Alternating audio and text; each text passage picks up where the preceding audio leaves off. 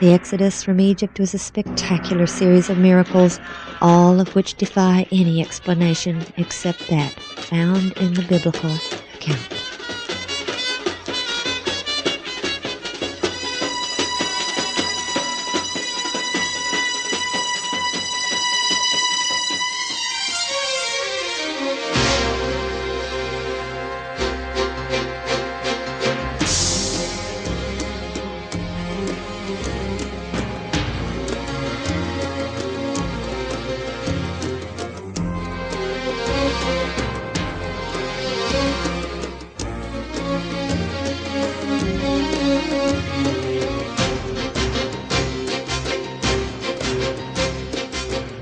The story of the Exodus conjures up visions of ancient Egypt in all its glory. But to understand the Exodus and who the children of Israel were and why the events of the Exodus occurred, we must begin much earlier and much further north. After the flood, mankind was reborn through the family of Noah. As his family grew, once again knowledge of the true God was forsaken by the majority. Although given the command to go forth and replenish the face of the earth, a large group traveled from the east to a plain in Shinar where they built a city called Babel and began to build a tower that was supposed to reach to the heavens and save them in the event of another flood. But this contradicted God's purpose, and he soon confounded their languages, making it impossible for them to remain as one people. About 425 years after the flood, God called a man named Abram to leave his country, friends, and family and go to a land called Canaan. Because of his faithfulness to the true God while the world around him fast fell to idolatry, the Lord made Abram a promise. "I will make of thee a great nation, and I will bless thee, and make thy name great, and thou shalt be a blessing. And I will bless them that bless thee, and curse him that curseth thee. And in thee shall all families of the earth be blessed." Abram lived in Ur of the Chaldees. There were several ancient cities by the name of Ur, but the phrase Ur of the Chaldees makes it clear which city was Abram's home. The Urartuans worshipped a group of gods whom they called the Chaldees. Near Lake Van, several inscriptions have been found, one of which mentions 63 gods followed by 16 goddesses. One inscription states, "This is the spoil of the cities which I obtained for the people of Chaldees in 1 year." Ur today is called Urfa, and was in the plain of Shinar, where the great apostasy of Noah's family had fully bloomed into profound paganism. Abram's family had remained near Babel when the other groups had left the region. When he received the command to leave for Canaan, Abram gathered his family and left Ur of the Chaldees to go into the land of Canaan. And they came unto Haran and dwelt there. Ancient Haran, where they stopped and stayed until Abram's father died, still bears its ancient name and is located just 19 miles down the Balak River from ancient Ur. Further evidence of Abram, later called Abraham, in this region is the presence of the names of other members of his family, all still preserved within a radius of about 25 miles. His great-grandfather, Serug's, name is preserved in the town of Suruk, about 22 miles west of Haran. And between Haran and Urfa is Tel Terahi, which means the ruin of Terah, who was Abraham's father. And of course Haran was the name of Abram's brother, who was the father of Lot. Slowly at first, in Canaan Abraham's family grew. His son Isaac bore 2 sons, Jacob and Esau. It was Jacob who would inherit the position of patriarch at Isaac's death, and it was his sons and grandsons who would one day formally become the nation called Israel. Among the 12 sons of Jacob, one was especially favored by him, Joseph. And unwisely Jacob showed his favor by bestowing upon the boy a special coat of many colors, which caused great jealousy among the other sons. Their jealousy was made even greater by the dreams that Joseph had and shared with his family, dreams which indicated that he would one day occupy a position of great authority and that the others would bow down unto him. One day when his older brothers were tending the flocks in Shechem, Jacob sent Joseph to see if all was well with them. When Joseph approached them from afar, the brothers' jealousy caused them to plot Joseph's death. Only his brother Reuben saved the 17-year-old's life by insisting that they not kill him, but instead cast him into a pit. Stripping him of his special coat, they did so, and when a company of Ishmaelites taking spices and balm to Egypt approached, they decided to sell their brother as a common slave to these men for 20 pieces of silver. But in spite of the horrendous betrayal and ordeal this young man suffered, Joseph remained faithful to the God of his fathers and became a shining light in a land of darkness. He accepted his life in this foreign land among a heathen nation and became a trusted servant to a high-ranking official of the Pharaoh. Then Joseph was falsely accused of a terrible crime and was imprisoned. When all hope must have appeared lost, he was summoned to interpret the Pharaoh's dreams. The interpretation of those dreams by Joseph had warned of an impending 7-year famine, which was to follow a 7-year period of plenty. Deeply impressed by the young man, Pharaoh asked Joseph's advice on what to do to avert a great nationwide calamity, and because of the wisdom displayed in his reply, the Pharaoh appointed him to collect the grain and prepare for the famine. So grateful was the Pharaoh to Joseph and his God that he appointed Joseph to a position second only to the Pharaoh. "Thou shalt be over my house, and according unto thy word shall all my people be ruled. Only in the throne will I be greater than thou." And it was through the obedience of Joseph that a special haven for the descendants of Abraham was provided. During the famine, Joseph's brothers came to Egypt to get grain. There Joseph recognized his brothers whom he had long ago forgiven. After he had tested them, he revealed his identity to the shocked and fearful sons of Jacob. When they realized Joseph intended no harm to them in spite of their grievous deed, they obeyed Joseph's command that they bring their father and entire family to Egypt.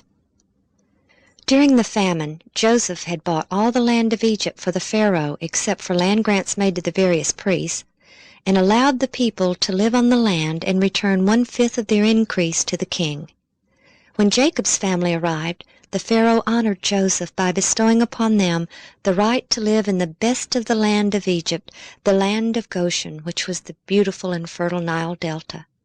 It is also called the land of Ramses, or Ra, the Creator, the sun god. And it was here that God's chosen people would grow and thrive, from the 70 souls who came with Jacob until they became a great multitude. Though many have claimed there is no evidence of the story of Joseph in ancient Egypt, on an island just below the first cataract of the Nile, an ancient inscription written around the 4th century B.C. was found which claimed to be a copy of a document written by Pharaoh Djoser more than 1,000 years earlier. It is the story of a land grant made by the Pharaoh to the priests of the god Num.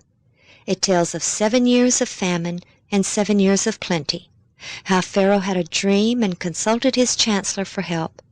It contains most elements of the 7 years of famine and 7 years of plenty story, although they were corrupted in this account written over 1,000 years after the event took place. But most importantly, the priests who wrote this inscription were relying upon the land grants made by this Pharaoh to justify their claim to some land. They were not writing what they believed was an ancient myth. They obviously believed the land grants made by Pharaoh Djoser to still be valid and of enough authority to still be in effect well over 1,000 years later. And Joseph bought all the land of Egypt for Pharaoh. Only the land of the priests bought he not, for the priests had a portion assigned them of Pharaoh. Ancient Egyptian records list Djoser as the 16th Pharaoh of Egypt, and historians have classified him with the so-called Third Dynasty. His chancellor, named Imhotep, was first known through the writings of the Egyptian historian Manetho, who in the 3rd century B.C. wrote, During Djoser's reign there lived a man named Imhotep who had the reputation of the Greek god of medicine and who invented the art of building with hewn stone. The legends attributed to Imhotep were so incredible that he was considered to be mythical until this century, when excavations at Djoser's Pyramid Complex revealed the base of a statue with the name Djoser on it and the name Imhotep, with his long list of titles, one of which was Chief under the King, a title which first appears with Imhotep and also was first bestowed upon Joseph. Imhotep was also the architect of Pharaoh Djoser's pyramid and surrounding complex, a veritable city within a city of incredible beauty and extremely advanced in design. Built on the plateau of Saqqara adjacent to ancient Memphis, the pyramid within the complex is the first ever built in Egypt. Ron Wyatt spent a great deal of time here searching for evidence which might shed light on the biblical account. Such an event as the famine described in the story of Joseph and the distribution of grain to the other countries would have required a major facility and system of organization. When the famine came and Joseph's brothers came from Canaan to get grain from Egypt, we are told that they went to Joseph, which indicates that he personally oversaw the distribution, at least to those coming from foreign countries, and this would mean that there was certainly a central location or granary to which the foreigners came. The complex at Saqqara contains 11 massive pits, which even the Egyptians are at a loss to explain. They are not tombs, for all tombs were underground and carefully sealed, while these were accessible from the surface, and they are extremely large. But most fascinating is the fact that they are all connected by chutes. Ron believes these were the grain storage pits of the 7-year famine. As grain was removed from one pit, grain from the other pits flowed through the chutes, making the grain always accessible from one location.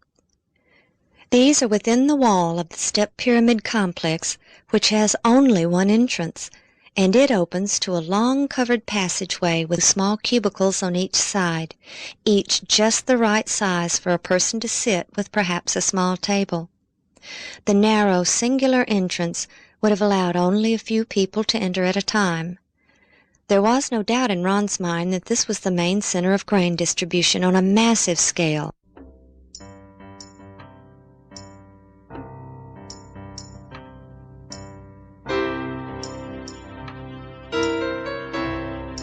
When they arrived to get their grain, the people lined up to enter the long corridor.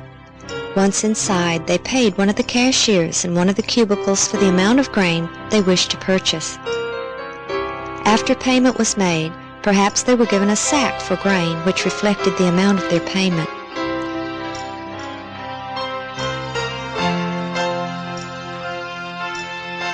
Then they proceeded through the corridor, straight to the area of the grain bins.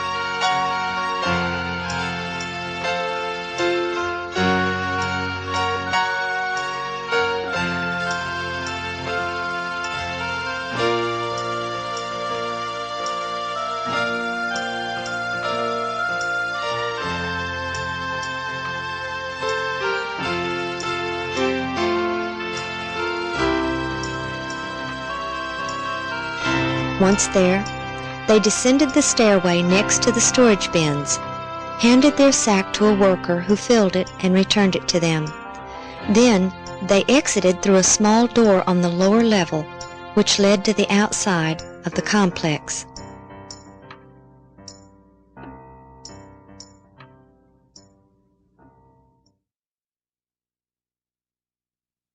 When the pits were first excavated, bits of grain still remained in them, but the official explanation was that it was the remains of food placed in graves for the deceased. However, as we mentioned, these bear no resemblance to any ancient Egyptian tombs, but they do bear a marked resemblance to pits identified as grain storage bins in other ancient civilizations. During the 7-year famine, Egypt gained great wealth and prominence among the nations through the selling of the grain. The Egyptians who lived in their cities along the Nile had little to do during the famine, since they had a 7-year supply of grain to rely on, and were able to devote their time to the building projects of the Pharaoh, not as slaves, but as grateful subjects. The family of Jacob, who lived in the Delta, separate from the native population, prospered and grew, exempt from the 1/5 taxation levied on the native population. From the time Jacob's family came to Egypt until the birth of Moses was about 180 years. Many pharaohs had come and gone, many ruling contemporaneously with others in different regions, but until now all recognized the rights granted to the people of Israel to live in the land of Ramses. But that was about to change. Exodus 1:8. There arose up a new king over Egypt, which knew not Joseph. Israel had remained a separate race from the Egyptians, and had grown and prospered to such an extent that they were viewed as a potential enemy nation right in the midst of Egypt. But the Pharaoh didn't want to banish the Israelites because they were skilled craftsmen, adding great wealth to the nation. By oppressing them with the bondage of hard labor, he sought to subdue them and crush their spirit. When this failed, the king then sought to decrease their number by issuing a decree that every Hebrew male born alive was to be cast into the river and drowned. It was at this time that Moses was born, and hid by his mother in an ark of bulrushes, placed in the river, and rescued by the Pharaoh's own daughter. Raised as the Pharaoh's grandson, he was considered part of the royal family, but his loyalties remained with his own people. When Moses killed an Egyptian for smiting a fellow Hebrew, he incurred the wrath of his adopted grandfather, the Pharaoh, and he fled Egypt to Midian. There he married the daughter of Jethro, the priest of Midian, a worshipper of the true Creator. 40 years later, he was called of God at the burning bush to lead his now enslaved people out of Egypt. The rest of the story is well known, but the apparent lack of any evidence has led scholars to either doubt the truth of the entire story, to try to downplay the events and explain them in terms of natural science, or explain them as normal events which were blown out of proportion. Ron Wyatt believed they occurred exactly as the Bible stated. After the final plague, which took the lives of the firstborn throughout all of Egypt, Pharaoh called Moses and said, "Rise up, and get you forth from among the people, both ye and the children of Israel, and go, serve the Lord as you have said, and take your flocks and your herds as you have said, and be gone, and bless me also." With sandaled feet and staff in hand, the people of Israel had stood hushed, awed, yet expectant, awaiting the royal mandate that they should bid them go forth. Before the morning broke, they were on their way. The Israelites had been scattered throughout the empire of Egypt by this time. As slaves, they were bound to go wherever they were told to work for the Pharaoh. But during the plagues, they had all slowly returned to Goshen or Ramses. Exodus 12:37. And the children of Israel journeyed from Ramses to Succoth. They journeyed from the land of Ramses or Goshen, and encamped or gathered at Succoth. When the people were given the feast of unleavened bread, God told them, "For in this selfsame day have I brought your armies out of the land of Egypt. Therefore shall ye observe this day in your generations by an ordinance forever." This scripture clearly told Ron that they left Egypt that very day, and that Succoth was outside of Egypt proper. Many Egyptologists and scholars agree that the ancient Egyptian frontier fortress, called Tharu or Thaku, was ancient Succoth of the Exodus account, as it corresponds linguistically with the Hebrew word. Thaku was the last Egyptian city on the northeastern border, and was where the ancient pharaohs organized their armies as they prepared to go to war to the north and east. It was the only place large enough for several million people with their flocks and herds to be gathered together. And the journey of such a massive group would have been impossible without order, and Ron believed that it was at Succoth or Thaku that they were organized for travel. Here their journey began, but where were they going? Moses had asked to take the people 3 days' journey out of the land of Egypt to worship the true God. But by the command of God, Moses knew they would not return. He had been in Midian when he had seen the burning bush and had been called by the Lord to deliver his people out of bondage. And though he had been told he would lead them to the promised land, they were first to come to Mount Sinai, for God had told him, Exodus 3:12, "This shall be a token unto thee that I have sent thee. When thou hast brought forth the people out of Egypt, ye shall serve God upon this mountain." Many scholars agreed that Midian was in the northwest sector of present-day Saudi Arabia, but they somehow missed the fact that Mount Sinai was also in Midian.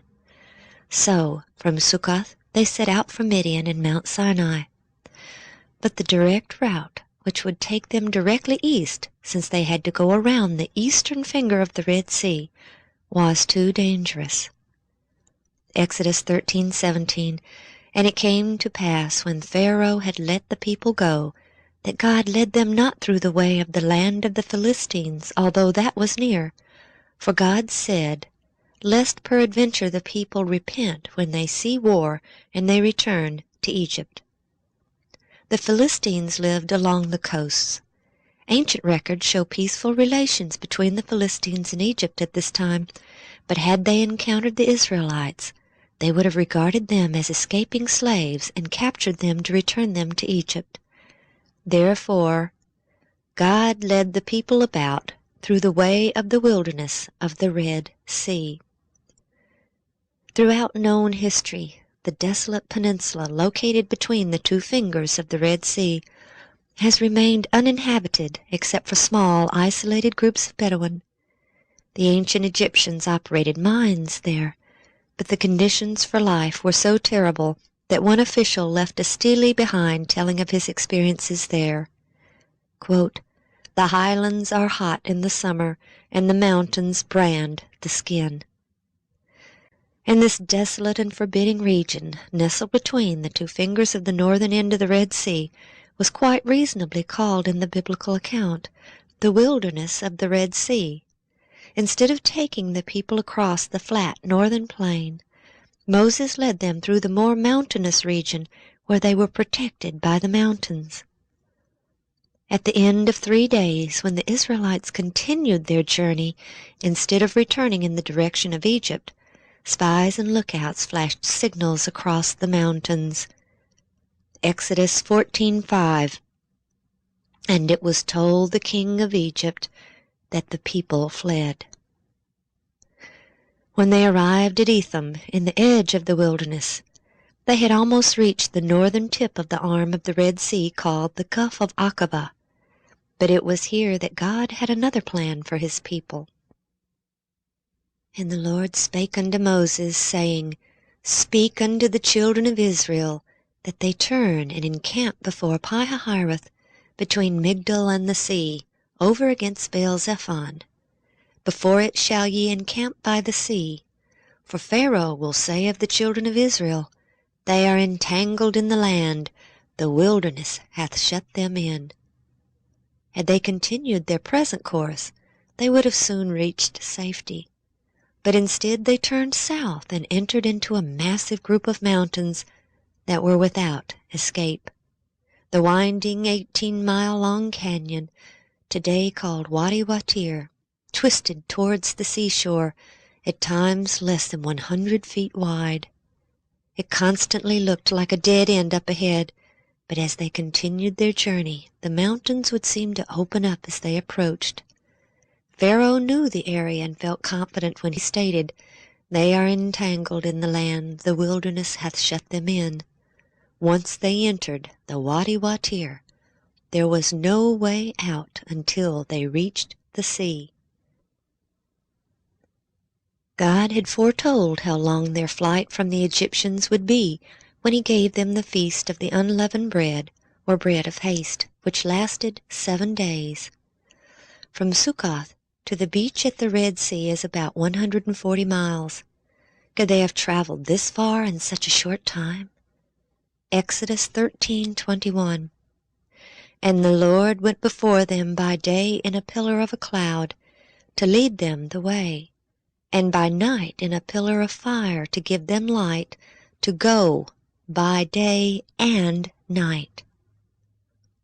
Traveling both day and night, they would have had only to average about 1 mile per hour, or 24 miles a day, to reach the sea in 6 days. Once they arrived at the sea, they encamped, but in great fear, for here they certainly felt trapped. Stories of the ordeal must have been passed down through many generations, for 1,500 years later the Jewish historian Josephus wrote, quote, "For there was a ridge of mountains that terminated at the sea, which were impassable by reason of their roughness in their flight." The enormous beach at present-day Nuweiba is certainly large enough to have held several million people in their flocks. And to the south, the mountains extend to the sea, making further travel impossible.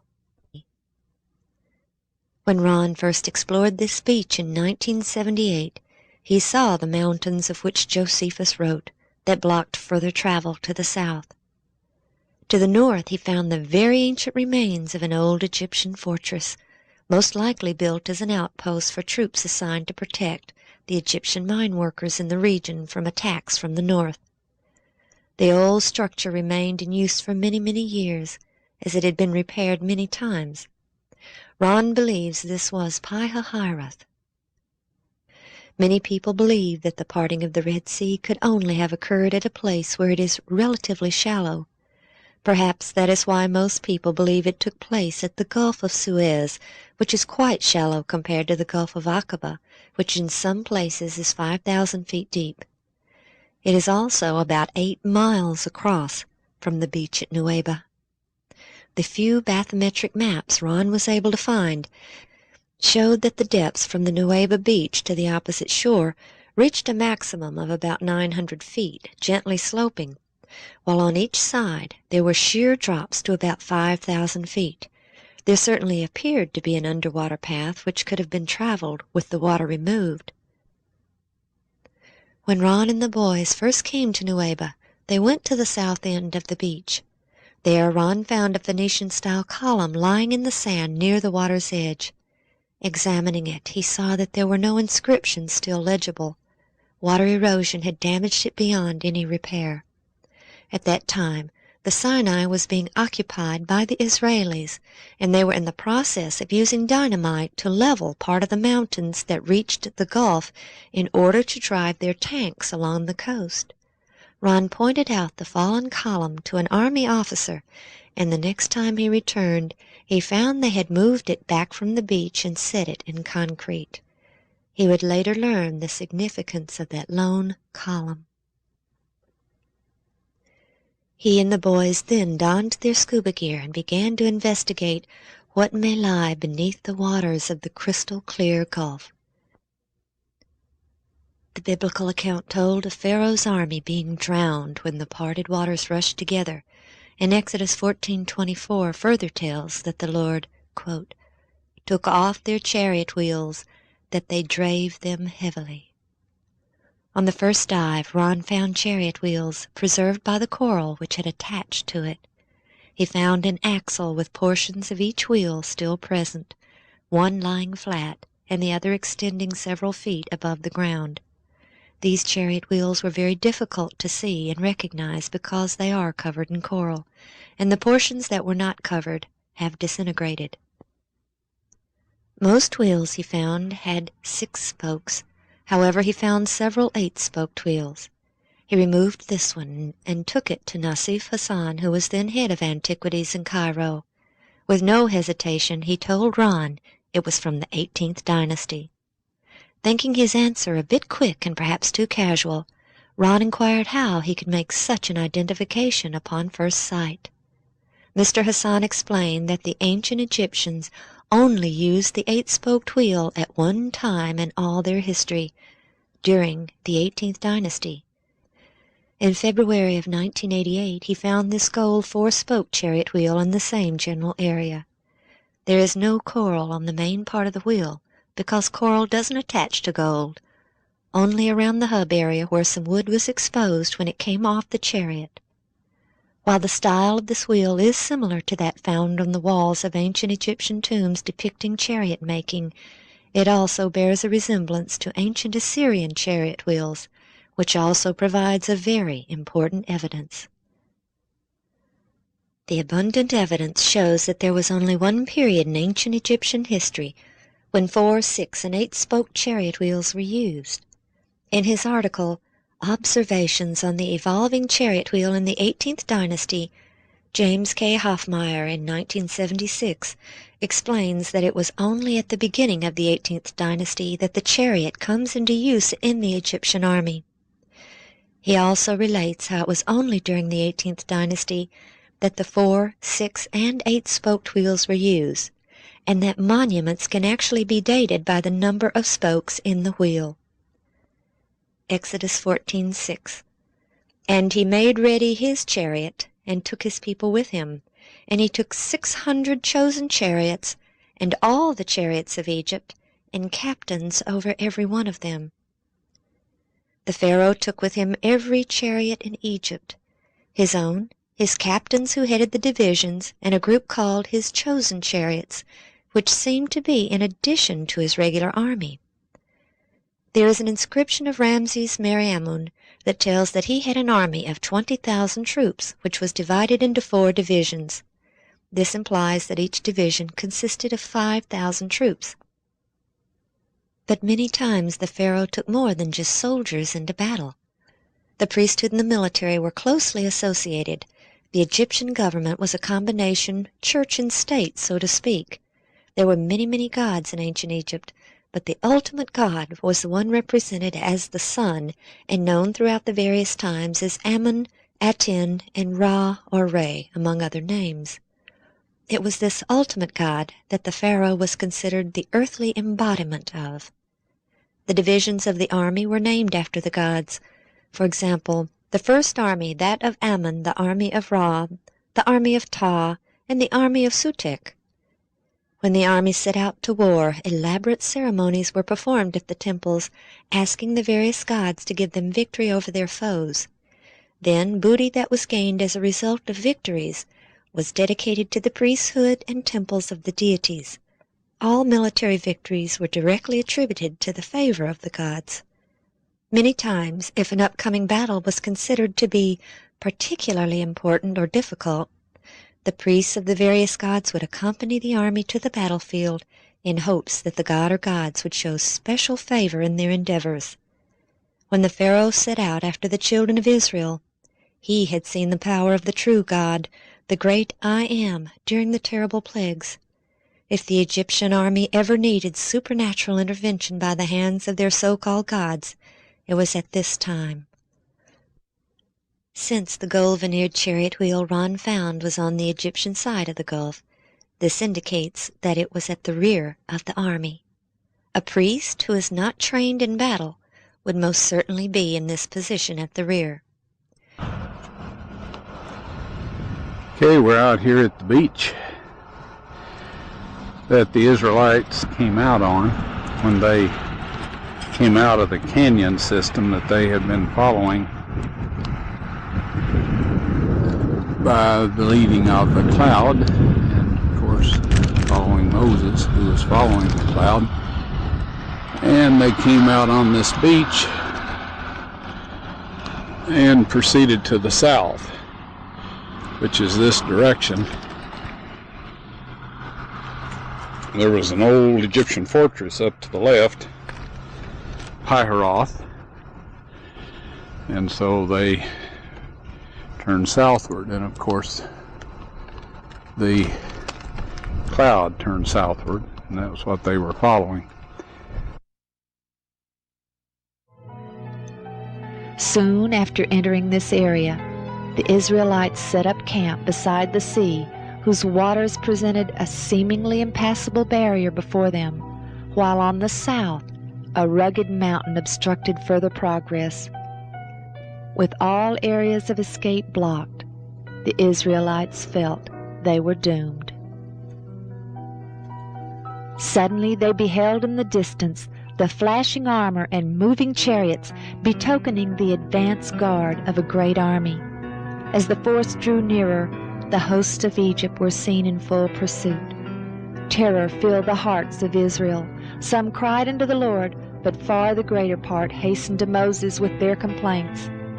Because there were no graves in Egypt, hast thou taken us away to die in the wilderness?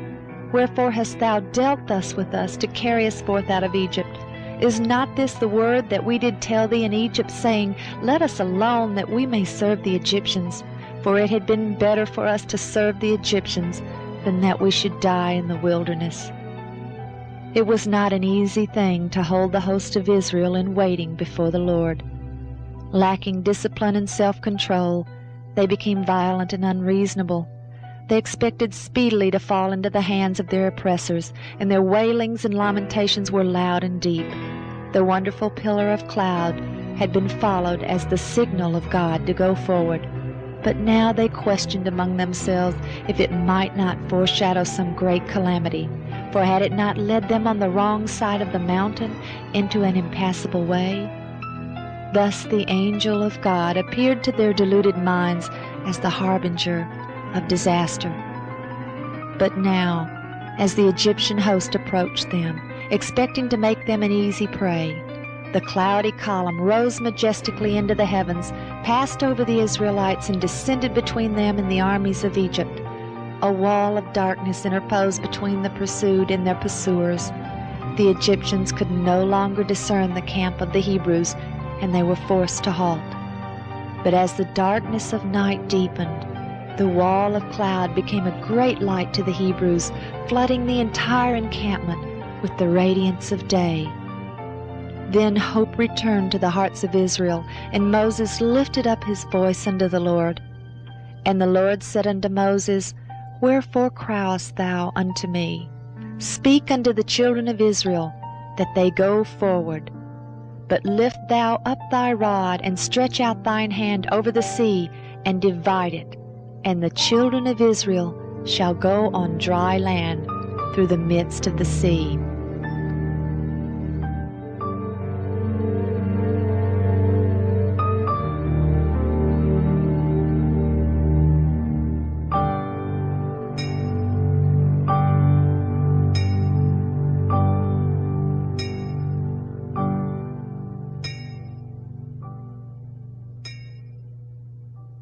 From the Red Sea, the great multitude continued their journey, which would take them to Mount Sinai. The Apostle Paul wrote in Galatians 4:25, For this Agar is Mount Sinai in Arabia. The traditional Mount Sinai in the Sinai Peninsula was identified as such by Helena, mother of Constantine. This Roman emperor, who converted to Christianity in 312 A.D., claimed to have had supernatural revelations and visions, some of which revealed to him the locations of several biblical events. He sent his mother Helena to the Middle East, where she pointed out the locations her son had seen in his visions. Then in 527 A.D., the Emperor Justinian built the monastery of St. Catherine's on the northwest slope of Jebel Musa in the Sinai Peninsula. On the site, he claimed that Helena had erected a small church 2 centuries earlier. The identification of this mountain rests only on a dream of a heathen convert who sent his mother to identify the mountain based only on his description over 1,700 years after the Exodus. When Ron found the chariot remains in 1978, He knew that the real Mount Sinai was in Arabia, just as Paul had written. He applied for a visa to enter Saudi Arabia and go to Jebel el-Lawz, the highest mountain in the rugged region along the eastern shore of the Gulf. But after 4 years of silence at his request, in January of 1984, he and his sons entered the country illegally by walking across the Jordanian border. Hitchhiking and hiring taxis, they made their way to Jebel el-Lawz. There Ron saw enough evidence to know he had the right mountain, but his excitement was soon dampened when a Bedouin in a pickup truck hastily drove up and told their driver they had to leave immediately for the border. When they arrived at the border, they were arrested. The charge, espionage for the State of Israel. Over and over Ron explained why he was there, and late one afternoon they took him in a helicopter and told him to show them where he believed the great multitude crossed the sea. He directed them to the beach directly opposite Nuweiba, where he could clearly see from the air. They landed, and close to the helicopter was a Phoenician-style column, still standing, with inscriptions in archaic Hebrew. The Saudis made numerous photos, chattering excitedly, and Ron explained that he believed it was erected in ancient times to mark the crossing site, and told them that he had found an identical one on the opposite shore, whose inscriptions had been eroded away since it had fallen in the surf. That column probably saved Ron and the boys' lives. It was the shred of evidence that gave his story credence. But it was 78 days before they were cleared of the bogus charges, which Ron later learned were phoned into the Saudi embassy by an acquaintance who had once worked with him on several projects. 3 weary Americans came home Monday night. Ronald Wyatt and his sons Daniel and Ronald Jr. returned to Nashville at the end of an amateur archaeology expedition that landed them in a Saudi Arabian jail. They entered Saudi Arabia illegally, searching for the site of the biblical Mount Sinai. Ronald Wyatt and his sons are with us in the studios of our Nashville affiliate WTVF to tell us all about it. Gentlemen, good morning. Morning.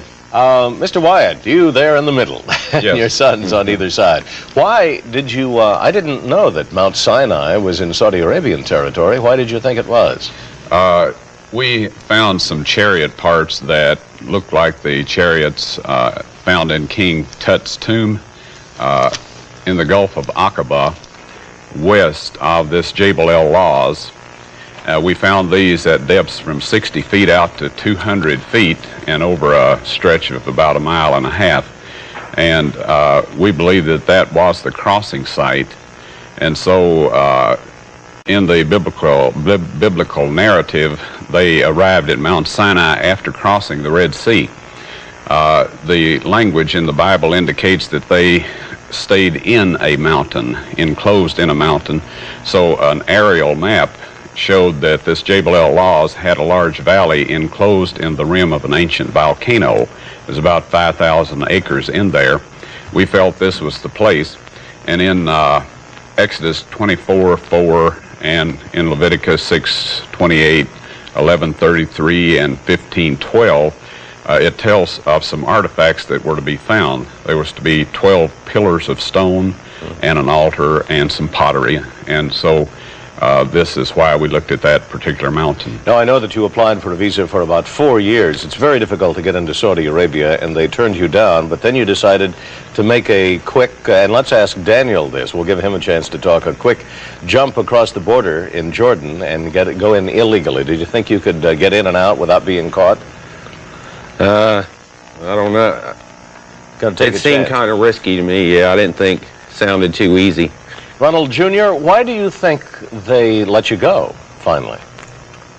I'm not real sure. I guess they just found out that we weren't spies as they thought we were. They thought you were Israeli spies, right? Yeah, that's what we hear. Any torture, kind of interrogation? No, they just separated us and made sure our stories matched. Yes, during the interrogation period, we were interrogated by 3 separate groups, the Coast Guard and then the local General Investigating Group and then from the ministry.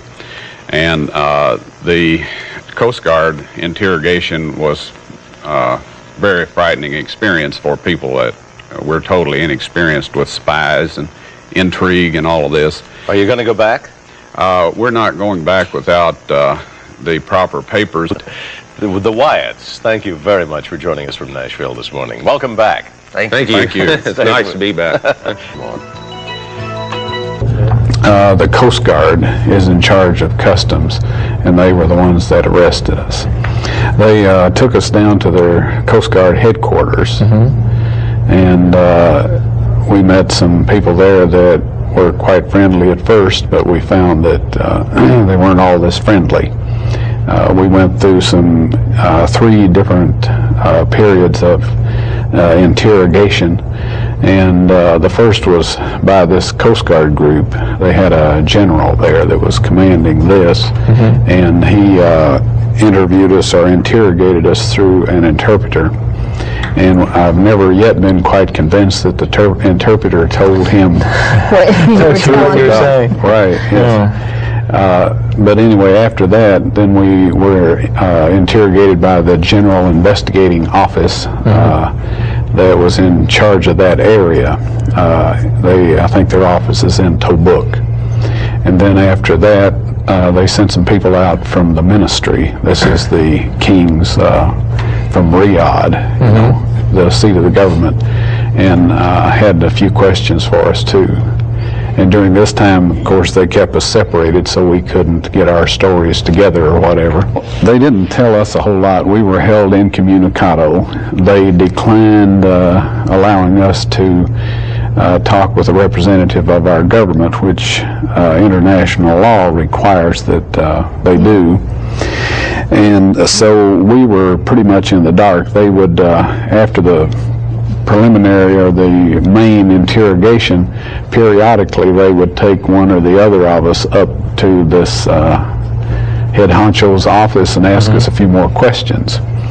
And I think they were getting these questions from their archaeology department. They were seeing if we really were archaeologists or if we were Israeli spies, which is what they accused us of being.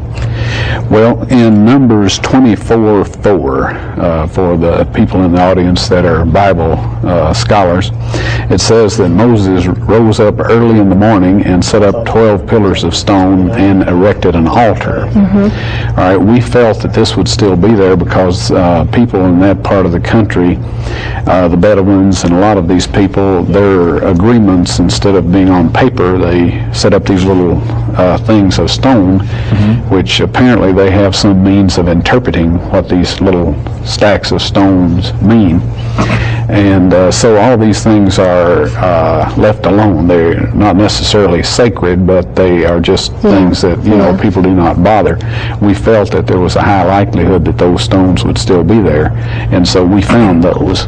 And they appeared to be intact. There had been some sand blown in over up partway on the north end of the altar and some of the stones on that end.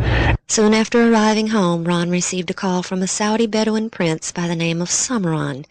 He had heard about Ron's claim after his release and had become obsessed with seeing what he called Moses Mountain.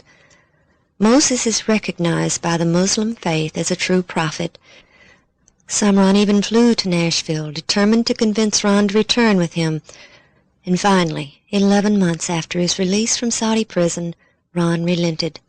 In March 1985, Ron journeyed to Turkey to show a new associate, David Fassold, the site of Noah's Ark. Samran joined them, and the three viewed the remains of the Ark in the snow. Ron was then provided a visa to enter Saudi legally, and Mr. Fassold was invited to join them, an offer he did not refuse. With a full work crew and provisions, they went to the mountain where they thoroughly explored the area. An archaeologist from Riyadh University was brought in and verified the archaeological value of the site. Ron was asked to stay and excavate, but he had other meetings in Turkey which couldn't be changed. His refusal angered the Saudis, who are not used to being told no, and all their photos, film, and video were confiscated. Ron was told they would be returned to them when he returned and excavated as they had requested. After he left, the area was fenced off and signs erected stating it was an archaeological site and trespassing forbidden, but once again he left empty-handed. He began to make plans to return as they had requested, and met with former astronaut James Irwin to enlist the participation of his organization. But future requests, both by Ron and Colonel Irwin on his behalf, were met with refusals. With time to reflect upon the situation, the Saudis had decided it was not in their best interest for Mount Sinai to be in their country. 3 years later, a member of Jim Irwin's organization, along with one of their financiers, succeeded in getting into the country and getting some photos, having gotten complete directions and details from Mr. Fasselt. They then made the claim that they had discovered Mount Sinai. But it wasn't to be long before Ron would have more documentation than he ever dreamed possible. The story is too long to be told here, but by 1992, the photos and videos he so desperately desired literally fell into his hands. However, for now, we must protect the identity of those who took the photos and videos and gave them freely to Ron with no stipulations. Exodus 14:30. Thus the Lord saved Israel that day out of the hand of the Egyptians, and Israel saw the Egyptians dead upon the seashore. The waters of the sea had closed in on Pharaoh and his army, and now many of their bodies lay lifeless upon the vast Arabian shore. His charioteers and horsemen, their swords and weapons were bound to their bodies and were gathered up by the unarmed Israelites. The mountain of God lay to their southeast, an easy journey through the large wadi just beyond the marker where Ron found the column in 1984. But had they proceeded directly to the mountain from the sea, they would have entered the large open plain and been an easy prey to the fierce warring Amalek. Instead, the biblical account tells of a different route through the wilderness of Etham, also called the wilderness of Shur, the mountainous region which surrounded the shores of the Gulf. For 3 days they followed the cloud through the barren wilderness. As their water supply grew scarce, they became fearful. Then they came to Marah, where there was a spring, but the water was bitter and undrinkable. The people murmured against Moses, blaming him, even though they were being led by the cloud and the pillar of fire. When Moses prayed for wisdom as to what to do, he was shown a tree by the Lord, which he was told to cast into the waters, and which made them sweet and drinkable. There are several springs in this vast mountainous region, but we cannot identify Marah with certainty.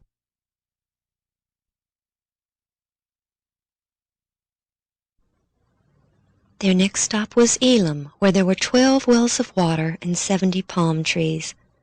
Palm trees are extremely rare on this side of the Gulf, but here, spanning across a wide wadi, is an oasis with hundreds of palm trees and 12 wells of water, still used today. The 70 palm trees have proliferated into hundreds, but the fact that there are 12 wells which are today walled in concrete and still used in this extremely arid region is very strong evidence that this was Elim.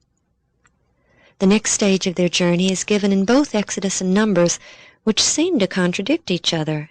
Exodus says, "And they came to Elim, and they encamped there by the waters. And they took their journey from Elim, and came unto the wilderness of Sin." While in Numbers we read that they left Elim and encamped by the Red Sea, and from the Red Sea encamped in the wilderness of Sin. This seeming contradiction is easily explained now that the site has been located. For 3 days they had wandered through the mountainous region south of the crossing site. These mountains extend to the sea, making travel along the coast impossible. Then they came to Elim, located at the south end of these mountains. After drawing their water, the Israelites set up camp. Because of the great number of people and animals, they filled the wadi from Elim westward to the nearby Red Sea shore.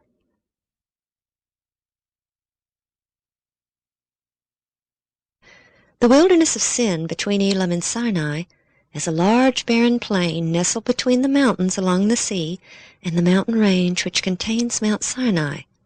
Southeast of Elim is Al-Bad, the largest oasis in the region and the home of Moses' father-in-law, Jethro. Down through the ages until this very day, local traditions abound about Jethro and Moses in Al-Bad. It was in this wilderness of sin that the multitude again murmured against Moses and Aaron for bringing them into this barren desert to die of hunger. And it was here that the Lord first gave them manna, which appeared every day except for the Sabbath. In the south portion of the plain, they retained some protection against the attack of the fierce Amalek, because the mountains along the sea and the longest arm of the Jabal Allah's range extend toward one another, forming a limited barrier to the north. But when they journeyed through the mountain pass, they were fully exposed. And here the cloud turned and led them east into the foothills on the western side of the great mountain range. Here they had limited protection within the hilly region. Exodus 17:1, And all the congregation of the children of Israel journeyed from the wilderness of sin after their journeys, according to the commandment of the Lord, and pitched in Rephidim, and there was no water for the people to drink. And once again the people became greatly upset with Moses. And Moses cried unto the Lord, saying, What shall I do unto this people? They be almost ready to stone me. And the Lord said unto Moses, Go on before the people, and take with thee of the elders of Israel, and thy rod wherewith thou smotest the river. Take in thy hand, and go. Behold, I will stand before thee there upon the rock in Horeb, and thou shalt smite the rock, and there shall come water out of it, that the people may drink. And Moses did so in the sight of the elders of Israel. Visible for many miles around, this large rock, about 6 stories in height, stands atop this hill over 100 feet above the plain. With the elders looking on, Moses climbed atop the rocky hill to the standing boulder and struck it with his staff. From within the wall of the crack, large streams of water flowed out into the plain. The channels this water cut into the rock is still visible between the large crack, and the direction of the water flow can be seen in the channels cut into the earth. The rock of the hill upon which the boulder still sits displays signs of water erosion. Then came Amalek and fought with Israel in Rephidim.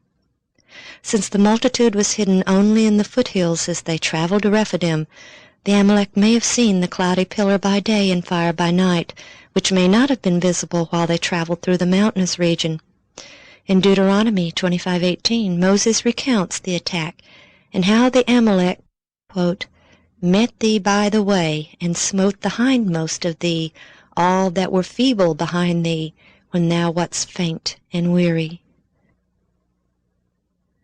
Though a surprise attack from the rear, their position seemed to have afforded them some strategic advantage, for they were able to organize an army and go to battle the next day, armed with the weapons of the drowned Egyptians.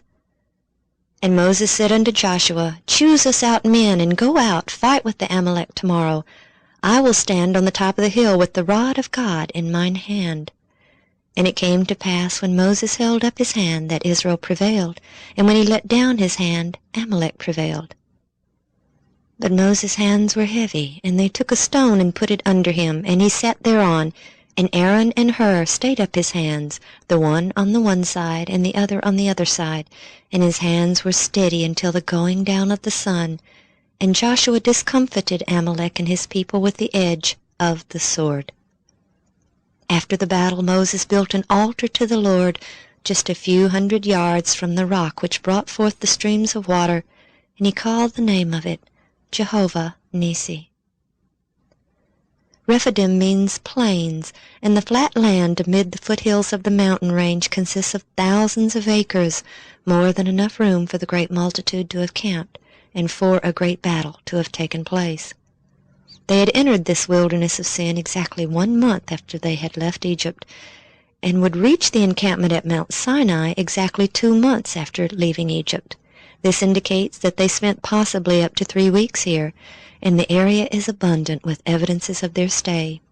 These plains are littered with the remnants of ancient structures such as these round hut circles. Though no one knows their exact function, it appears that a large center stone held up a tent, while smaller stones were placed along the edge of the tent to secure it. This would provide protection for a sleeping family from any wild animals as well as from their own flocks. After the Amalek attack, Jethro, Moses' father-in-law, came with his sons and his wife unto Moses in the wilderness, where he encamped at the mountain of God. Rephidim is located on the western side of the great mountain range the Bedouins still call Jebel Musa. The split rock from which the water came forth was called the rock at Horeb. They were at the holy mountain, but they were on the western side. Their next encampment would be on the eastern side. Exodus 19:1. In the 3rd month, when the children of Israel were gone forth out of the land of Egypt, the same day came they into the wilderness of Sinai, for they were departed from Rephidim, and were come to the desert of Sinai, and had pitched in the wilderness.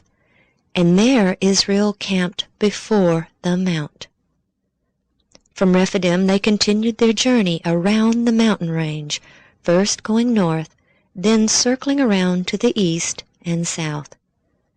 As they entered the foothills on the eastern side, the rocky cliffs rose hundreds of feet on either side.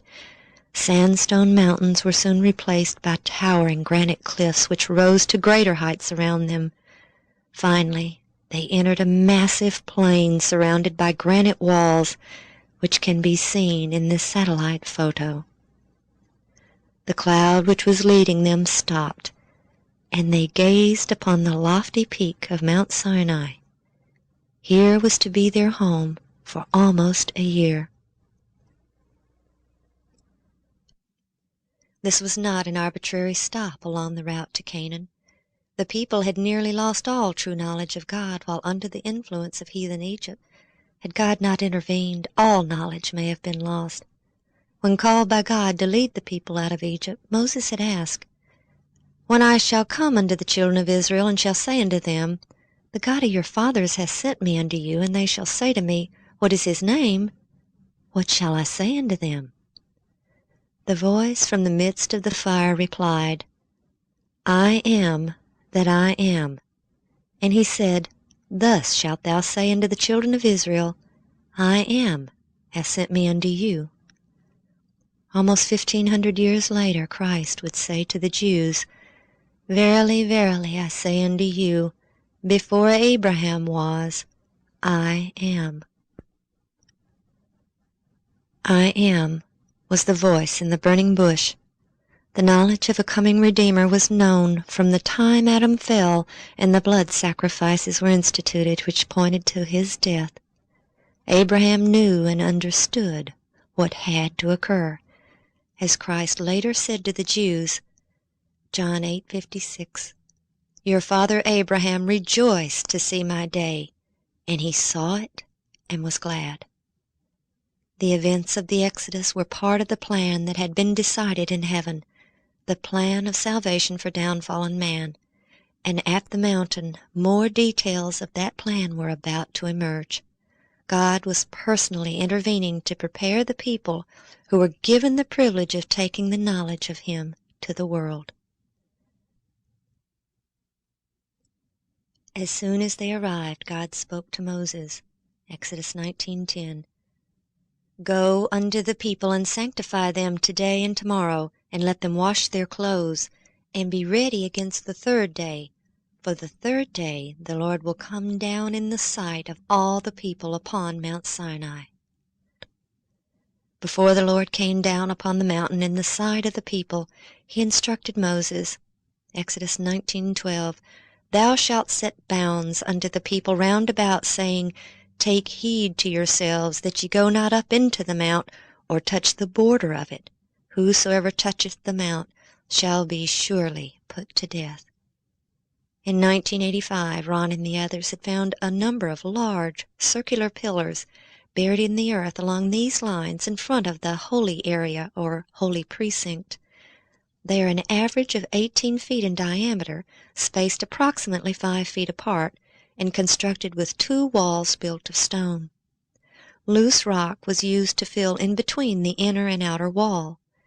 Since they progressed from one side of the mountain to the other, Ron had theorized that perhaps they were the bounds erected by Moses.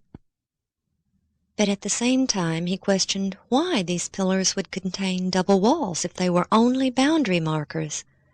Another problem was the fact that only a few inches to a few feet was extending above the ground, while approximately 20 feet was buried.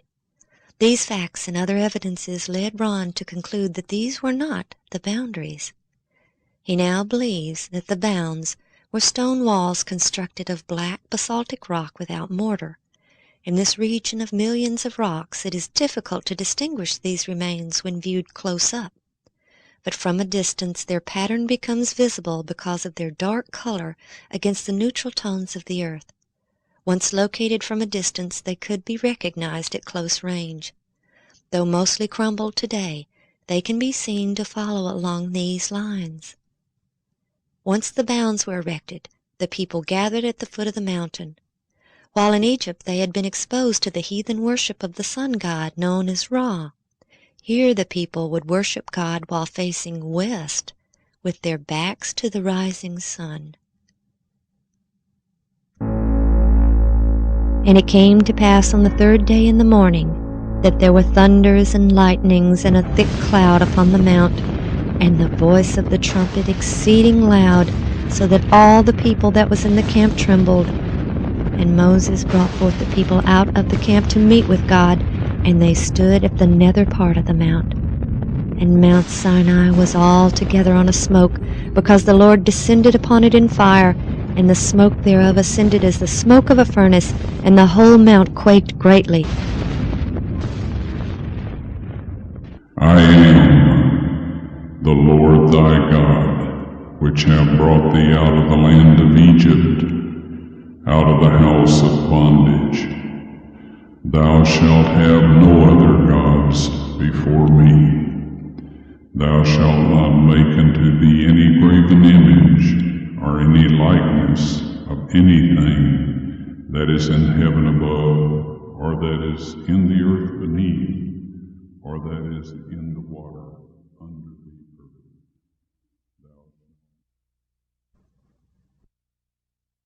The great I Am spoke the 10 precepts of his law with his own mouth, and it was to be the last time he personally spoke to the multitude. And all the people saw the thunderings and the lightnings and the noise of the trumpet and the mountain smoking, and when the people saw it, they removed and stood afar off. And they said unto Moses, Speak thou with us, and we will hear, but let not God speak with us, lest we die.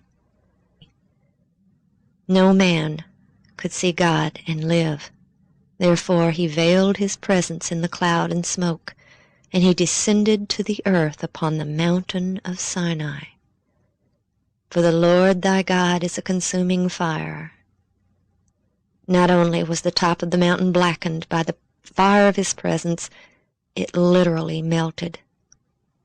The mountains melted from before the Lord, even that Sinai from before the Lord God of Israel. God then called Moses up into the mountain and gave him judgments and statutes, which Moses carefully wrote down. His great law, the 10 Commandments, were the constitution of God's government, unchangeable and universal. The judgments and statutes given to Moses were specific policies to uphold equal justice in the community. Today, statutes are framed to deal with individual situations where it may not be clear as to how to deal with it. But these laws always fall within the confines of the Constitution. This is an example of the statutes God gave to Moses. And if a man shall open a pit, or if a man shall dig a pit and not cover it, and an ox or an ass fall therein, the owner of the pit shall make it good, and give money to the owner of them, and the dead beast shall be his. Moses wrote down all the Lord told him. God ended his conversation with Moses with his promise to deliver the people into Canaan and all the blessings of prosperity if they obeyed his commands. He had proposed a contract or covenant with the children of Israel. Moses, as the liaison between God and the people, would present the terms of the contract to the people. Then they would decide if they accepted or declined. But first Moses was instructed to make certain preparations. An altar of earth thou shalt make unto me, and shalt sacrifice thereon thy burnt offerings, and thy peace offerings, thy sheep, and thine oxen. In all places where I record my name I will come unto thee, and I will bless thee. And if thou wilt make me an altar of stone, thou shalt not build it of hewn stone. For if thou lift up thy tool upon it, thou hast polluted it. Neither shalt thou go up by steps unto mine altar, that thy nakedness be not discovered thereon. At the foot of the mountain, in the holy precinct, just below the blackened peak that had trembled at the presence of God, Moses built an altar of unhewn stone, approximately 50 to 60 feet long and about 25 feet deep. It's about 4 feet high. Directly adjacent to this altar is a fenced area of the same approximate size which joins the altar. Though the structures are crumbled, it can still be seen that there are 2 entrances into the walled-in area, which is divided into 2 equal sections by a freestanding wall which extends lengthwise down the center. And he sent young men of the children of Israel, which offered burnt offerings and sacrificed peace offerings of oxen unto the Lord. And Moses took half of the blood and put it in basins, and half of the blood he sprinkled on the altar. Based on the layout of the altar and adjacent structure, it appears that an orderly system was devised for making the vast number of offerings that would have resulted from a population close to the size of the 5th largest city in the United States. The young men led the live animals near the altar. Each animal was then slain, its blood carefully gathered into vessels which were given to Moses or the priests. The young man then picked up the dead animal and entered the corridor, waiting in turn to give the animal to the priest administering the offerings at the altar. This done, he then turned and left by the other corridor, exiting at the doorway.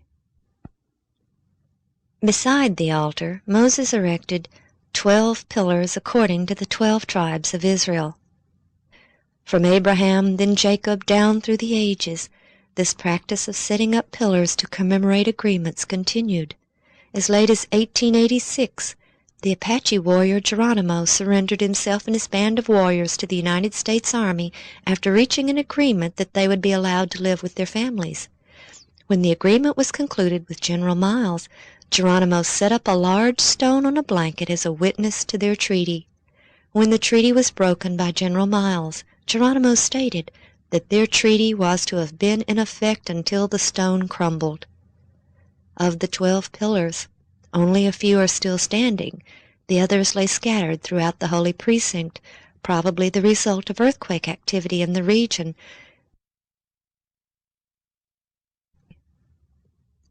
When the sacrifices were made, the terms of the contract or covenant were presented to the people. Moses took the book of the covenant and read it in the audience of the people, and they said, "All that the Lord hath said we will do and be obedient." And Moses took the blood and sprinkled it on the people, and said, "Behold the blood of the covenant which the Lord hath made with you concerning all these words." The contract between God and the children of Israel was now ratified. God had presented his absolute demands and what he offered in return. The people signified their acceptance and agreement to the terms. The 12 pillars, one for each of the 12 tribes, commemorated the agreement. Moses was summoned again up into the mountain, this time bringing Aaron, his sons, and the 70 elders of Israel. Directly above the altar is a plateau in the mountain just below the scorched black of the high peak. We believe this is where the group of men did eat and drink, and saw the God of Israel. And there was under his feet, as it were, a paved work of sapphire stone, and as it were, the body of heaven in its clearness. They were given the same glimpse of the heavenly throne that Ezekiel saw in vision. Then I looked, and behold, in the firmament that was above the head of the cherubim, there appeared over them, as it were, a sapphire stone, as the appearance of the likeness of a throne. Moses was again called up into the mountain, this time with Joshua. For 6 days the men waited, and then on the 7th day God called Moses up into the cloud that covered the very top of the mount, into the presence of the Lord. For 40 days he remained there while Joshua waited for him in the lower plateau. In the midst of the blackened peak is a hollow area within the burned top which appears unscorched. From this hollow there is a visible pathway leading down to the plateau. We believe this was where Moses met with God and received the ceremonial law, the statutes and judgments, and the 10 Commandments. Moses carefully recorded all he was told. Then something terrible occurred. The Lord said unto Moses, Go, get thee down, for thy people which thou broughtest out of the land of Egypt have corrupted themselves. They have turned aside quickly out of the way which I commanded them. They have made them a molten calf, and have worshipped it, and have sacrificed unto it, and said, These be thy gods, O Israel, which have brought thee up out of the land of Egypt. And the Lord said unto Moses, I have seen this people, and behold, it is a stiff-necked people. Now therefore let me alone, that my wrath may wax hot against them, and that I may consume them, and I will make of thee a great nation. Moses pleaded with God for his people, that he not destroy them, and finally God accepted his plea on their behalf. But Moses' anger with the people was also great. With the 2 tables of stone cradled in his arms, Moses began down the mountain and approached Joshua, waiting in the plateau. As he came near, Joshua said, There is a noise of war in the camp. But Moses replied, It is not the voice of them that shout for mastery, neither is it the voice of them that cry for being overcome, but the noise of them that sing do I hear.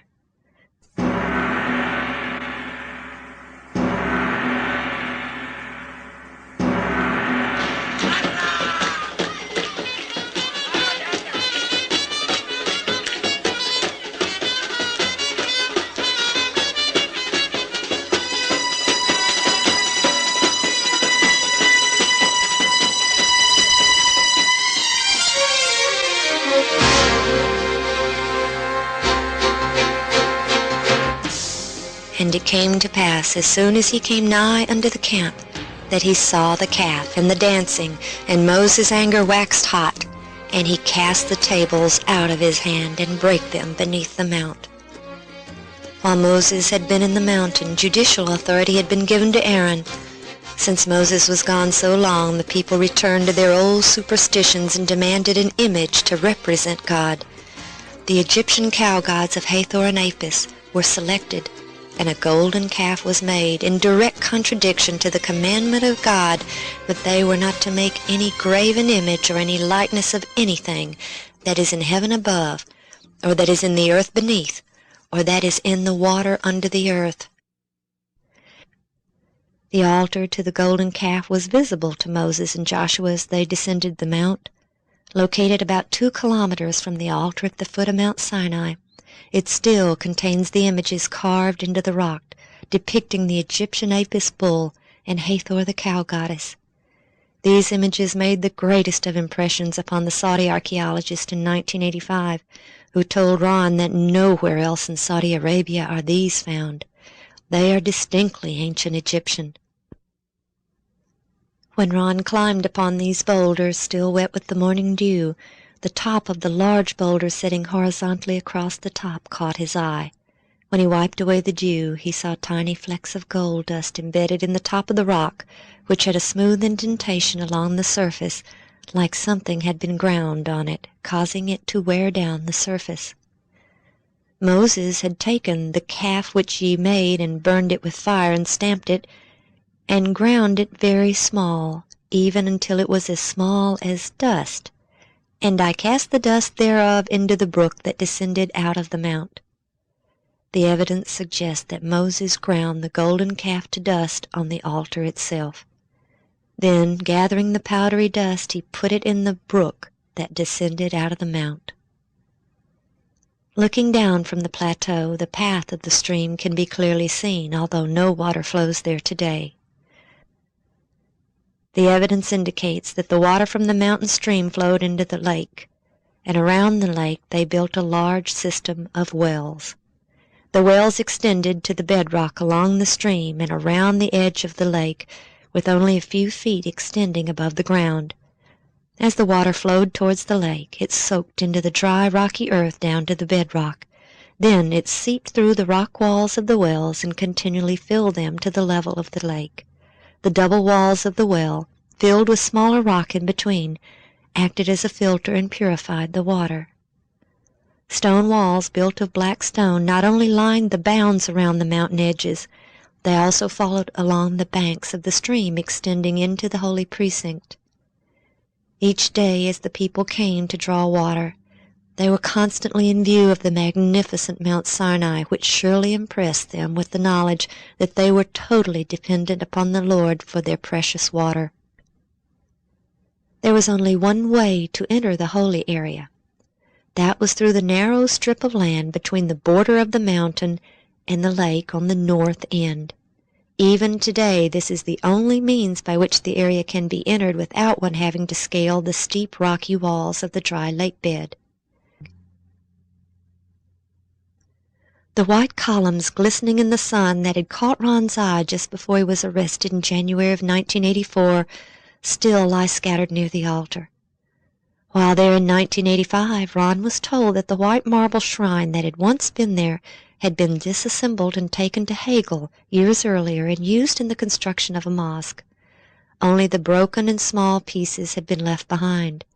But Ron found one piece that contained an inscription in archaic Hebrew. Knowing that he wouldn't be allowed to remove it, he quietly buried it, but he made note of the inscription, which he later had translated. The inscription, though incomplete, was very similar to that one on the column on the beach, and contained Solomon's name, Mizraim, or Egypt, and Moses, which indicated to Ron that Solomon had also erected these items to commemorate the great event of the Exodus.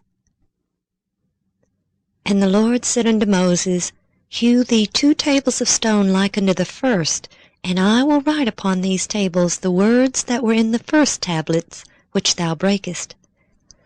For 40 days and nights Moses again stayed atop the mountain, and the Lord wrote the 10 commandments, this time on the stones Moses had prepared. When he returned to the camp with the tables of stone, his face glowed with supernatural light, and the people were afraid to come near him. So he veiled his face and gathered the congregation to tell them all that God had told them. Let them make me a sanctuary that I may dwell among them, according to all that I show thee, after the pattern of the tabernacle, and the pattern of all the instruments thereof, even so shall ye make it. The ordinance of the sacrificial system, or ceremonial law, was made up of symbols pointing to the future Messiah, to his sacrifice and his priesthood. The solemn service of the sanctuary typified the grand truths that were to be revealed through successive generations. The cloud of incense ascending with prayers of Israel represented his righteousness that alone can make the sinner's prayer acceptable to God. The bleeding victim on the altar of sacrifice testified of a Redeemer to come, and from the Holy of Holies the visible token of the divine presence shone forth. The sanctuary was patterned after things in the heavens, holy places which were figures of the true, as Paul explained. The room that contained his earthly throne, the mercy seat, was called the most holy place and represented the throne of God in heaven. There I will meet with thee, and I will commune with thee from above the mercy seat, from between the 2 cherubim which are upon the ark of the testimony. Beneath the mercy seat, within the ark of the testimony, were the tables of stone written by God's own finger and spoken by his own lips in the hearing of all of Israel.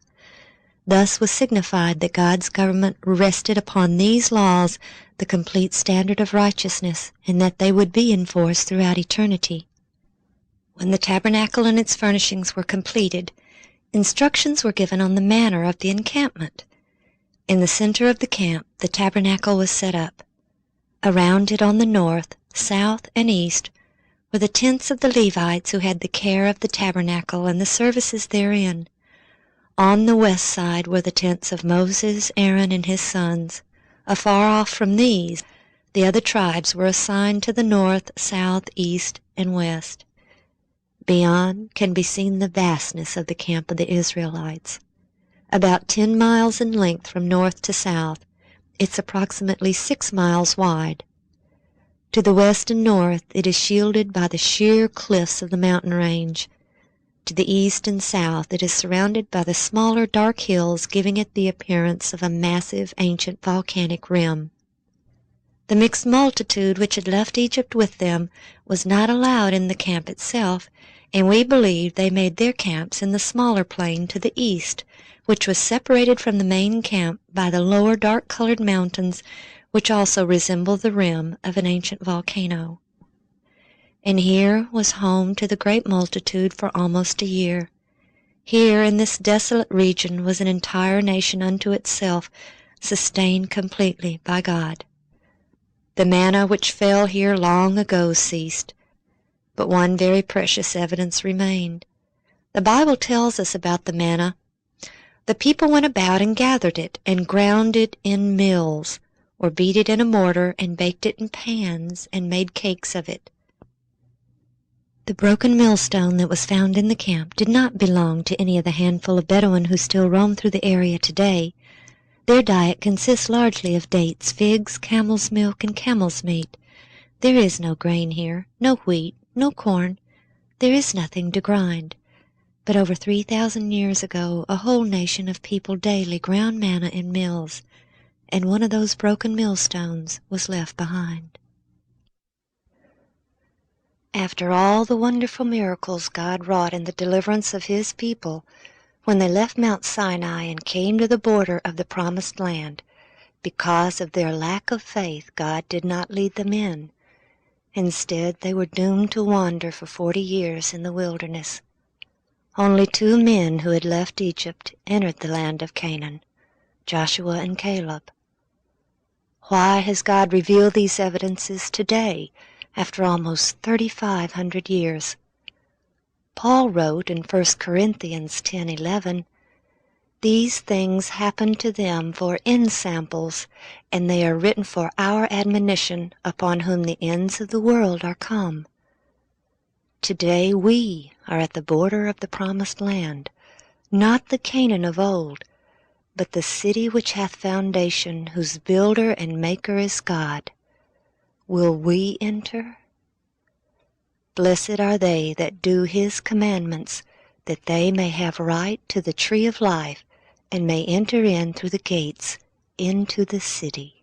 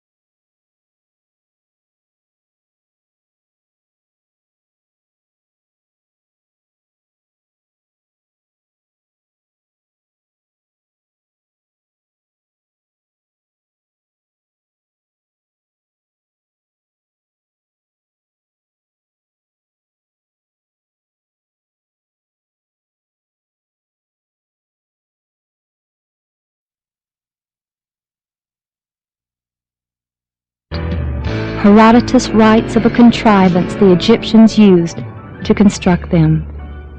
Quote, "The method employed was to build it in steps, or, as some call them, tiers or terraces. When the base was complete, the blocks for the first tier above it were lifted from ground level by contrivances made of short timbers. On the first tier there was another, which raised the blocks a stage higher, then yet another which raised them higher still.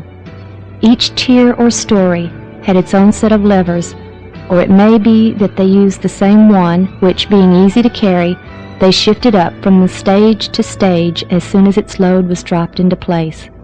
This passage, combined with the study of hieroglyphics, led Ron to his conclusion."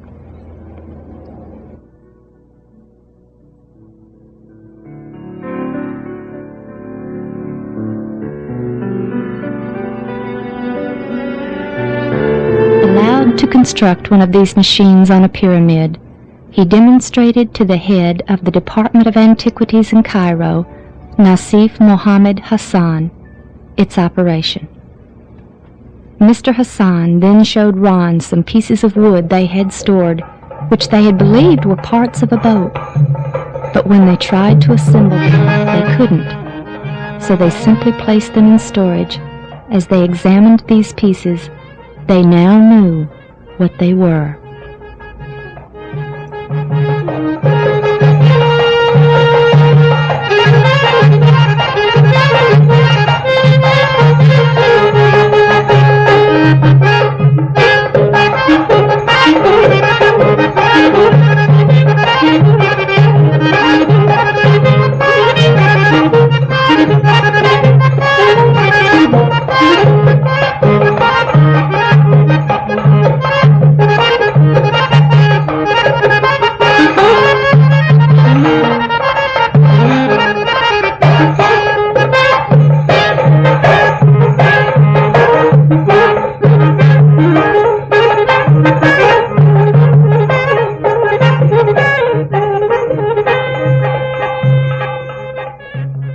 With us this evening to say a few words about the pyramid building machines is Nasif Hassan.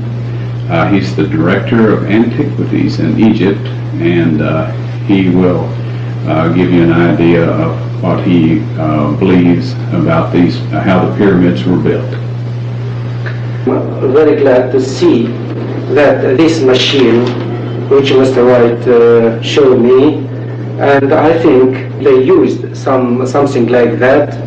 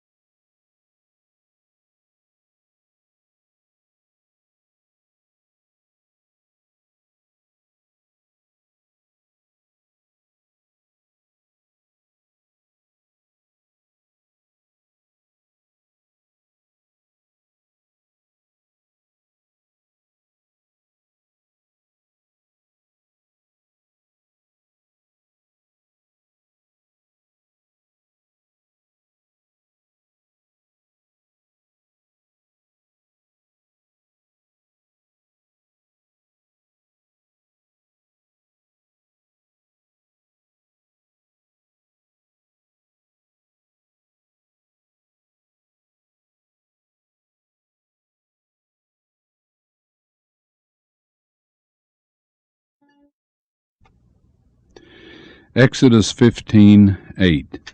And with the blast of thy nostrils the waters were gathered together. The flood stood upright as an heap, and the depths were congealed in the heart of the sea. Now, while we aren't saying that God is limited in the way he can accomplish his purpose, we're suggesting that should he have directed a jet stream down into the sea at the crossing site, blowing from east to west, that this would have driven back the sea and frozen it in place. And the word congealed in Exodus 15:8 agrees with the thought of the water freezing. And then as the pillar of fire passed through between the Israelites and the Egyptians, it could have melted the ice to the point that it gave way when the Egyptian army was in the sea and the Israelites out on the other side.